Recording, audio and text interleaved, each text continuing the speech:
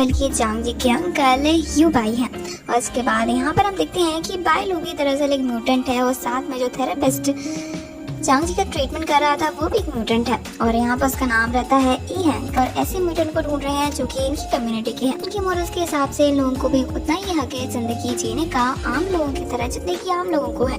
इसलिए वो सोच रहे हैं कि फ्यूचर में जाकर उनकी एक अलग कम्युनिटी होगी जिसमें वो आजादी से रहेंगे। अब हम जांग जी को देखते हैं जो कि बायलू को उसके घर पर विजिट करने के लिए जाती है और यहाँ पर उसकी जो प्रेगनेंसी वाली बुक है उसे वो चोरी कर लेती है और अपने कपड़े में छुपा लेती है ताकि बायलू उसे देख ना पाए। इसके बाद बायलू से बातें करती है और उसे बताती है तो उसे लग रहा था कि बायलू और लिंगशाओ को ज्यादा क्लोज है और कहती है कि देखो लिंगशाओ के पास मत जाना, एक दिन वो तुम्हें छोड़ देगा और उसके बाद कहेगा आई एम सॉरी मैं तुम्हें छोड़ा जस्ट बिकॉज मुझे तुम्हारा भला चाहिए था एंड तुम खुश रहो, इसी में मेरी खुशी है। अब तुम्हें बताओ किसी से दूर रहकर जिसे तुम प्यार करते हो तुम खुश रह सकते हो? नहीं, बिल्कुल नहीं। और इसके बाद लिंगशाओ के ऐसे थॉट्स देखकर ना तुम्हारा दिमाग खराब हो जाएगा। तो फिर बायलू कहती है कि ठीक है मैं उसके साथ फॉल इन लव नहीं होने वाली। यहाँ पर जांग जी का प्लान काम कर जाता है और कहती है कि यही तो मैं कहना चाहती हूँ कि उससे दूर रहना। तभी वो खुश भी होती है। फिर यहाँ पर जांग जी अपने घर पर जाती है और उस बुक को बाहर निकालती है। तभी वो देखती है कि तीनों के तीन होमीज उसके घर में बैठे हुए हैं। आफ्टर वो जल्दी से उस बुक को छुपा लेती है और कहती है कि क्या तमाशा चल रहा है यहाँ पर। तभी यहाँ पर लिंगशाओ बताता है कि ये मीटिंग तुम्हारे लिए होने वाली है कि जो न्यू बेबी आने वाला है उसके लिए हमें क्या प्लानिंग करनी है। तभी यहाँ पर जांग जी कहती है कि ठीक है जल्दी से स्टार्ट करो। तभी यहाँ पर लिंगशाओ से बताता है कि पहली बात तो हमें बेबी की न्यूट्रिशन के लिए और उसकी हेल्थ के लिए बहुत सारा काम करना है और उसके बाद हमें हाई कैलोरीज वाला खाना जांग जी को खिलाना पड़ेगा ताकि बेबी को प्रॉपर न्यूट्रिशन मिल सके। पर यूनजिन कहता है कि मेरा काम क्या रहेगा। तभी यहाँ पर लिंगशाओ कहता है कि तुम्हारा काम ये रहेगा कि तुम इस सारे मैटर से दूर रहो और अपनी शक्ल जितनी कम दिखाओ उतनी बेहतर है। तभी यहाँ पर यूनजिन कहता है कि बस कर तो मेरी बेइज्जती कर रहे हो। तभी लिंगशाओ कहता है कि ठीक है कम से कम तुम्हें समझ तो आया, वो भी पहली बार। यहाँ पर यूनजिन कहता है कि सबसे ज्यादा प्रॉब्लम तो तुम क्रिएट करते हो बिकॉज तुम जल्दी जेलस हो जाते हो, शॉर्ट टेम्पर्ड। यहाँ पर जांग जी भी उसे सपोर्ट करती है, कहती है कि हाँ। तभी लिंगशाओ कहता है कि ठीक है ओके अगर मैं प्रॉब्लम हूँ तो मैं दूर रहूंगा। इसके बाद उसकी बुक नीचे गिर जाती है। तभी ये तीनों काफी ज्यादा सरप्राइज हो जाते हैं और कहते हैं कि ये क्या है। तभी यहाँ पे जांग जी कहती है कि अपनी आंखें बंद करो, ये कुछ भी नहीं है। इसके बाद उसे लेकर भाग जाती है। तभी वो तीनों कहते हैं कि अभी जांग जी ऐसी बुक्स भी पढ़ने लगी है और ये उसे कहाँ से मिली? बायलू के घर से। तभी यहाँ पर लिंगशाओ कहता है कि ध्यान से देखो उसे छुपा कर लाई है, समझ जाओ चुरा कर ही लाई होगी। तभी यहाँ पर ये तीनों सरप्राइज होते हैं और कहते हैं कि वाह जांग जी चोर भी है। तभी वो कहते हैं कि तुम्हें पता नहीं है कि उसके टैलेंट्स क्या क्या है। बायलू को देखते हैं इसका दिमाग एकदम कंप्यूटर की तरह है और वो ऑलरेडी एक म्यूटेंट है जिसमें उसकी बॉडी इवॉल्व नहीं है लेकिन उसका माइंड टोटली इवॉल्व है और वो एक कंप्यूटर की तरह काम करती है और वो जल्दी ही सेंस कर लेती है कि उसकी एक बुक गायब है और आफ्टर दैट वो समझ जाती है कि जांग जी कौन सी बुक लेकर गई है। और उसके बाद वो जांग जी कुछ बैंक अकाउंट्स ट्रैक करती है और आफ्टर दैट उन सारी लिस्ट्स को ले जाकर लीडर लाइन को दिखाती है। दरअसल लायन इनका कोड नेम है तो मैंने लाइन से ही बनाई है। इन तीनों को क्लियर हो जाता है कि जांग जी प्रेग्नेंट है, वो भी लिंगशाओ की बेबी के साथ। इसके बाद सभी डिसाइड करते हैं कि वो जांग जी को प्रोटेक्ट करेंगे और जांग जी जिसे बर्थ देने वाली है वो उनकी कम्युनिटी का है। यूनजिन और जांग जी को देखते हैं जो कि अपनी रनिंग पे जाते हैं। यहाँ पे यूनजिन जांग जी का पीछा खड़ा होता है। तो यहाँ पे जांग जी कहती है कि बोलो। जुन कहता है कि प्लीज एक्सेप्ट माय लव, उसके अलावा मैं क्या बोलूंगा और तुम मुझे बिल्कुल ही पसंद नहीं करती, बिल्कुल भी नहीं। तभी यहाँ पे जांग जी कहती है कि नहीं। यूनजिन बताता है कि वो दरअसल हमेशा अकेला फील करता है लेकिन जैसे ही उसने जांग जी को देखा जिसके पास उसकी कोई भी सीक्रेट नहीं है, वो हर चीज जांग जी से शेयर कर सकता है। और उसके बाद जांग जी उसे अच्छे से ट्रीट करती है, भले थोड़ा रूठ भी जाती है बट वो उसका फायदा तो नहीं उठाती। तभी जांग जी इमोशनल हो जाती है और कहती है कि ओ तुम इसलिए मुझे पसंद करते हो तो मेरी बात एक ध्यान से सुनो।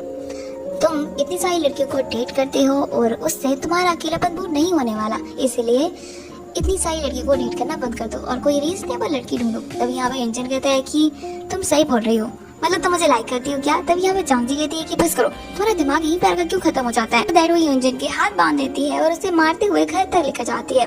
यहाँ पर हम यूनजिन की गर्लफ्रेंड मीशाओ को देखते हैं जिसे देखकर यूनजिन की हवा टाइट हो जाती है बिकॉज ये उसकी वही स्टॉकर गर्लफ्रेंड है जिसने उसका अभी तक पीछा नहीं छोड़ा था। तभी यहाँ पे यूनजिन कहता है कि वो तुम यहाँ पर क्या कर रही हो? तभी यहाँ पर मीशाओ कहती है कि मैं तुम्हें लेने के लिए आई हूँ और मेरा बॉयफ्रेंड आखिर तुम्हारे साथ क्या कर रहा है मिस जांग? तब यहाँ पे जांग जी कहती है कि ऐसा कुछ भी नहीं है, हम दोनों का तो कुछ हो भी नहीं सकता। इसके बाद वो यहाँ पर लिंगशाओ को लेकर आती है ताकि वो मीशा को क्लियर कर सके कि उसका और यूनजिन का कुछ भी मामला नहीं है। उसने दरअसल सिर्फ और सिर्फ उसकी हेल्प की थी लेकिन वो हेल्प काम नहीं आई, तो अब नाटक करने में क्या ही जाता है। तो परेशान हो रहा होता है बिकॉज बस बैठे बैठे मीशा उसका हाथ पकड़ कर बैठी हुई थी ताकि यूनजिन कहीं भाग न जाए। आफ्टर दैट हम लिंगशाओ जांग जी को देखते हैं जो कि दरअसल पेरेंट्स की तरह काम करते हैं और इन दोनों का मैटर सुलझाते हैं। यहाँ पर वो सबसे पहले मीशा को समझाते हैं कि वो दरअसल कभी कभी यूजिन को थोड़ा फ्री टाइम दे। इसके बाद यूजिन उसे लाइक जरूर करेगा। फिर मीशो कहती है कि ओके। आफ्टर दैट वो यूजिन को समझाते हैं कि अगर उसे मीशो से छुटकारा पाना है तो उसे मीशो के साथ 1 महीने के लिए प्रॉपर डेट करनी होगी और उसके बाद मीशो उसका पीछे छोड़ देगी। तभी यूजिन कहता है कि वो रियली मैं इसके साथ 1 घंटा नहीं बिता सकता, उसके बाद 1 महीने तक डेट। चांगजी कहती है कि सोच लो, अगर तुमने ऐसा नहीं किया तो जिंदगी भर तुम्हें गोश्त की तरह परेशान करती रहेगी। तभी यहाँ पर यूजिन कहता है कि ओके ऑलराइट, 1 मंथ ही तो है और 1 मंथ में डेट करने में क्या जाएगा, और वैसे भी मुझे इससे प्यार तो होने वाला है नहीं। It's so clear. Next scene में हम यूजिन और लिंगशा को देखते हैं जो कि दरअसल जांगजी को लेकर काफी परेशान हो रहे थे बिकॉज जांगजी काफी टाइम से सो रही है और उसके बाद उसकी नींद अभी तक नहीं खुली है। उसे लिंगशा ने न्यूट्रिशन शॉट भी दिया था लेकिन फिर भी उसकी आंख नहीं खुली। इसके बाद दोनों काफी ज्यादा परेशान होते हैं और डिसाइड करते हैं कि अब हमें एस ग्रुप से हेल्प लेनी चाहिए बिकॉज उनके पास जो टेक्नोलॉजी है वो काफी इवॉल्व है।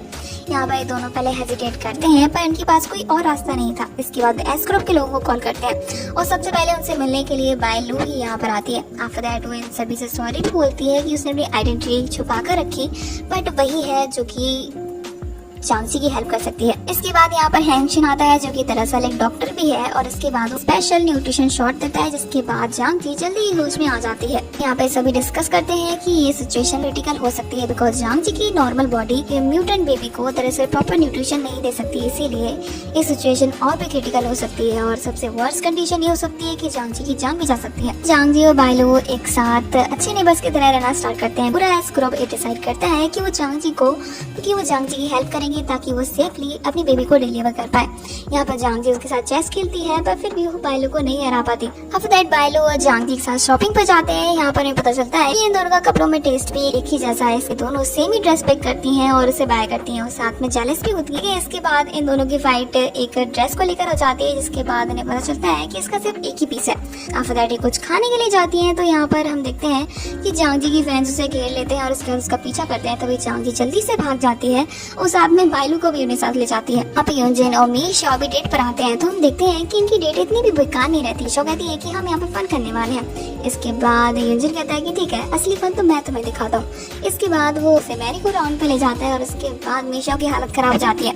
यहाँ पे यूजिन उसकी हालत खराब देखता है तो उसकी हेल्प भी करता है सीक्रेटली बट हेल्प जरूर करता है। इसके बाद दोनों अपनी डेट आगे प्रोसीड करते हैं जिसमें धीरे धीरे यूजिन को भी मजा आने ही लगता है। तो मीशा उसकी एक्स गर्लफ्रेंड की लंबी सी लिस्ट निकालती है और कहती है कि सारी की सारी तुम्हारे एक्स हैं, तुम्हें इनका नाम भी याद है। तभी यहाँ पे यूजिन कहता है कि नहीं, नाम कौन याद रखेगा। तभी मीशा कहती है कि मेरा नाम याद है। तभी यहाँ पे यूजिन कहता है कि हाँ मीशा।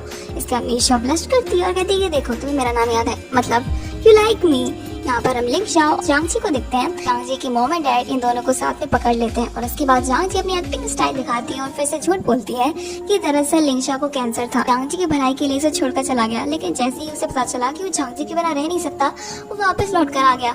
और इतनी इमोशनल स्टोरी सुनकर तो जांगजी के डैड रोना बंद ही नहीं करते। इसके बाद वो रोते ही रहते हैं और इमोशनल हो जाते हैं। यहाँ पर जांगजी की मॉम कहती है कि बस करो, इट्स इनफ। तब यहाँ पर जांगजी के डैड कहते हैं कि नो, हमारी डॉक्टर कितने हार्ड टाइम से गुजरी हुई है, इट्स सो इमोशनल। तो इसी के साथ हमारा ये पार्ट यहीं पे एंड हो जाता है। विद द नेक्स्ट पार्ट के साथ thank you so much guys for watching.